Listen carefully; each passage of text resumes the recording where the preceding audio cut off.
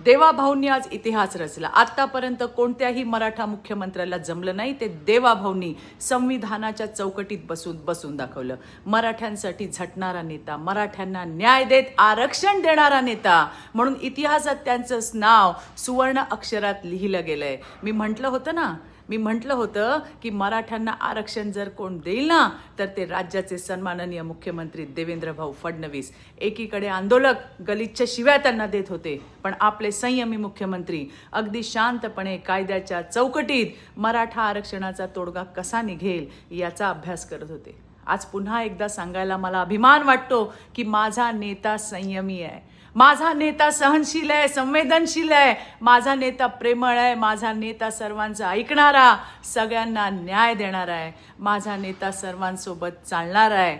चूक झाली तर 2 पावलं मागे सरणार आहे. पण विरोधकांनो, तुम्ही लक्षात ठेवा, कोणी जर माझ्या नेत्याला संपवणार म्हटलं ना तर लक्षात घ्या, तो तुमचा बाप आहे. जय हिंद, जय महाराष्ट्र.